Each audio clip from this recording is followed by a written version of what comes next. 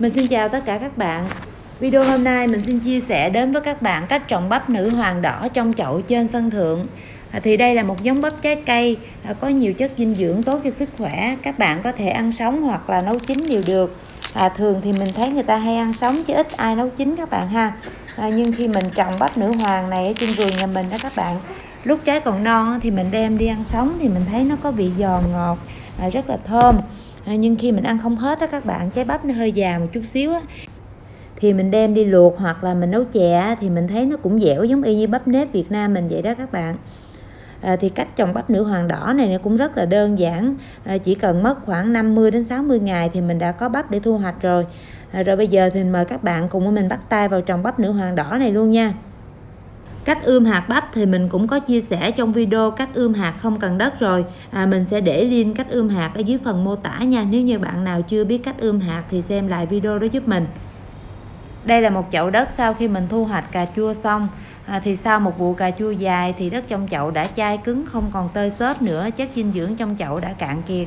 Cho nên muốn trồng cây mới thì mình phải xới đất lên để tạo độ thông thoáng cho đất và thêm phân hữu cơ vào đây để làm giàu chất dinh dưỡng trong đất thì mình mới tiếp tục trồng cây mới được nha các bạn. Chậu để trồng bắp nữ hoàng này thì các bạn có thể trồng thùng xốp hay là trong thùng sơn đều được. Tuy nhiên các bạn cũng không nên trồng chậu quá nhỏ nha, vì cái bộ rễ bắp nó lớn.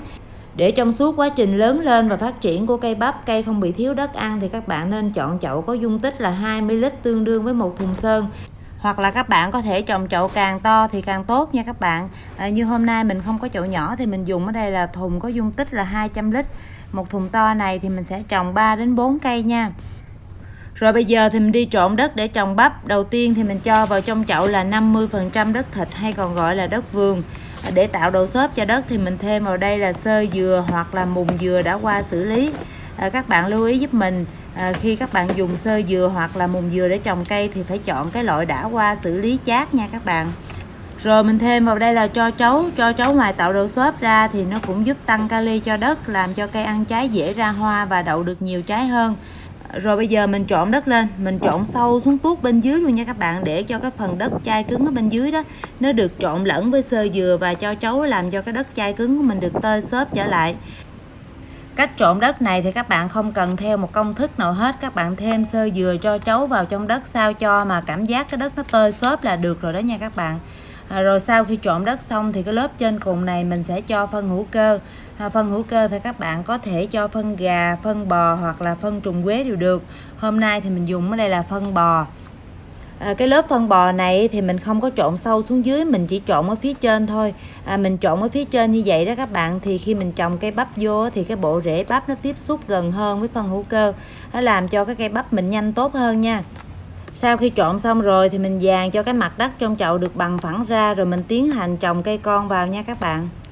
Đây là cây giống bắp con sau khi mình ươm được khoảng 10 ngày. Bây giờ mình cho cây qua chậu lớn để cho cây đủ đất ăn. Để lấy cây con ra khỏi bầu ươm không bị đứt rễ thì các bạn làm cái thao tác giống y như mình luôn nha. Vì cây bắp mọc rễ được theo thân cho nên lúc trồng các bạn nhớ trồng sâu xuống một chút xíu nha. Khi mình trồng sâu như vậy đó các bạn thì cái thân bắp nó được tiếp xúc với đất. Khi cái thân bắp được tiếp xúc với đất thì cái thân nó sẽ ra được nhiều rễ hơn. Từ đó sẽ hút được nhiều dinh dưỡng hơn và làm cho cái cây bắp mình nó phát triển nhanh hơn nha. Tuy nhiên thì mình cũng không có nên cho quá nhiều đất vào trong thân cây, mình chỉ cho đất sao cho vừa chạm tới cái lá dưới cùng là được rồi. Mình cũng không có cho đất chui vào trong đọt non của cây nha các bạn. Những cây còn lại thì mình cũng trồng tương tự y như vậy luôn nha. Trồng xong thì mình đi tưới nước cho cây. Cây sau khi trồng xong á, mà nếu như các bạn trồng buổi sáng á, thì mình che nắng cho cây một ngày. Còn như mình trồng buổi chiều thì sáng hôm sau không cần phải che nắng nữa nha các bạn. Vì cây mình lấy trong bầu ươm ra thì không có bị đứt rễ nhiều, cho nên mình cũng không cần thiết phải che nắng cho cây, mình tưới nước cho cây đủ ẩm là được rồi. Đây là những cây bắp sau khi mình sang chậu được 10 đến 12 ngày. Cây bây giờ nó đã phát triển rất là tốt. Ở dưới gốc cây đang mọc ra rất là nhiều chồi. Những cái chồi này nó không có ra trái nha các bạn, mình phải vặt bỏ hết đi. Một cây bắp thì mình chỉ nuôi được 1 đến 2 trái trên cái thân chính của nó thôi. Còn những cái chồi nó ra bao nhiêu thì mình vặt bỏ hết bấy nhiêu nha các bạn. Nếu như mình cứ tiếp tục nuôi những cái chồi này nè các bạn thì rất là hao phân nha, nó làm ảnh hưởng tới cái sự phát triển của cái thân chính luôn đó. Vặt chồi xong rồi thì mình đi bón phân cho cây. Ở cái giai đoạn này cần cây nó phát triển nhanh thì mình bón cái phân nào có cái hàm lượng đạm cao thì cây của mình nó mập mạp và phát triển rất là nhanh. Phân có hàm lượng đạm cao thì các bạn có thể dùng phân gà, phân cá, phân bò, phân trùng quế hoặc là phân bánh dầu đều được nha các bạn. Hôm nay thì mình không có những loại phân đó thì mình sẽ dùng ở đây là phân rác nhà bếp. Phân rác nhà bếp này mình có thêm phân bánh dầu vào trong đây cho nên khi mình bón cho cây thì cây nó rất là tốt. Rồi nếu như sân thượng nhà mình có bão hay là gió to đó các bạn thì tìm một cái cây mình cắm xuống mình cột cho cây bắp nó tựa vô nha các bạn. Mình cắm cọc như vậy thì làm cho cây bắp của mình nó có gió to thì nó cũng không có bị đổ ngã. Vườn sân thượng nhà mình đó các bạn, xung quanh toàn núi với biển cho nên gió rất là to. Những lúc mà mình trồng những cái cây ăn trái mà nó cao như cây cà chua với lại cây bắp đó các bạn thì mình lúc nào mình cũng cắm cái cọc vậy nè. Mình cột cây vô thì có gió bão thì mình cũng không có lo là nó bị đổ ngã nha. Lúc cắm cọc thì mình cắm cách xa gốc khoảng nửa gang tay kẻo bị đứt rễ bắp. Cắm cọc xong thì mình sẽ cột dây cho cây bắp nó tựa vào trong cọc. Cây bắp cao tới đâu thì mình cột vào cọc tới đó. Nếu như vườn nhà bạn không có cây tre này thì các bạn có thể mua cây cọc nhựa, trên thị trường có bán rất là nhiều nha các bạn, những chỗ mà bán vật tư nông nghiệp á. Khi cây bắp được 40 ngày thì những trái non bắt đầu xuất hiện. Bây giờ mình sẽ bón phân cho cây thêm một lần nữa để cho cây đủ sức phát triển tốt và ra nhiều trái và trái to hơn nha các bạn. Mình bón phân một lần này nữa thôi, rồi từ đây về sau mình không có bón phân gì nữa hết á. Khi cây được khoảng 40 ngày thì cái bộ rễ nó bắt đầu mọc lên trên nè các bạn. Những lúc như vậy mình có đất ở trong vườn nữa các bạn, đất thịt đất vườn thì mình đắp thêm vô cho nó che kín cái bộ rễ này nha. Trước khi bón phân thì mình cũng nhổ sạch sẽ cỏ dại trong cái chậu bắp của mình nè, lá già, lá hư ở dưới gốc đó các bạn thì mình cũng cắt bỏ luôn nha. Còn như cái chậu của mình nó đầy quá, không còn chỗ để thêm phân nữa đó các bạn thì mình thêm phân nước cho nó nha. Phân nước thì các bạn có thể dùng phân cá hoặc là các bạn lấy phân bò, phân gà, các bạn pha loãng ra các bạn tưới cũng được. Ở cái giai đoạn mà muốn trái to này thì mình cũng bón cái phân nào mà có cái độ đạm cao. Độ đạm cao thì nó làm cho cái trái mình to hơn nha. Hôm nay vườn mình có sẵn phân dê thì mình sẽ dùng phân dê. Nhà các bạn không có phân dê thì mình dùng những cái phân gà, phân bò, phân trùng quế hoặc là phân cá, phân bánh dầu đều được nha các bạn. Rác nhà bếp cũng được luôn nha. Cách bón phân hữu cơ ở giai đoạn này các bạn có thể dùng 4 phần phân cộng với 6 phần đất rồi mình trộn đều lên mình bón cho cây. Chậu nào chứa được nhiều đất thì mình cho vào nhiều, còn chậu nào chứa được ít thì mình cho vào ít nha các bạn. Mình bón dày một chút xíu thì cây nó tốt chứ không sao hết á. Khi cây bắp được khoảng 45 ngày thì trái đã to hơn và râu bắp đã bắt đầu dài ra. Trên ngọn cây thì cờ bắp cũng đã ra rất là nhiều. Mỗi cây bắp thì nó sẽ ra được 1 đến 2 trái, cây nào khỏe thì mình sẽ giữ lại 2 trái, còn cây nào yếu thì mình chỉ giữ lại 1 trái thôi. Cây bắp nào nuôi 1 trái thì trái nó sẽ to hơn so với cây nuôi 2 trái. Nếu như các bạn thích cây bắp mình có trái to thì mình chỉ nuôi 1 trái thôi nha các bạn. Như mình hôm nay thì mình chỉ nuôi thử vài cây 2 trái thôi, còn lại thì mình sẽ vặt hết, mình chừa lại mỗi cây 1 trái thôi. Chọn trái xong rồi thì mình sẽ đi thụ phấn cho bắp. Cách thụ phấn thì mình sẽ cầm tay vào trong thân cây và mình rung. Khi mình rung thì trên cái hoa này các bạn nó sẽ rụng xuống những cái phấn hoa. Khi mà nó rụng xuống thì nó rụng vào trong cái rau bắp đó, làm cho cái trái bắp mình chắc hạt hơn, có nhiều hạt bắp hơn nha các bạn. Cái hoa bắp mình đang cầm đó các bạn còn gọi là cái cờ bắp nha. Khi mình rung cái cờ bắp vào trong tay mình á thì có rất là nhiều phấn hoa rớt vào trong tay mình nha. Cái bột màu vàng vàng trong tay mình là phấn hoa đó các bạn. Khi mình rung cây bắp á, thì cái phấn hoa nó bay ra, nó rớt vào trong cái râu của trái bắp này nè.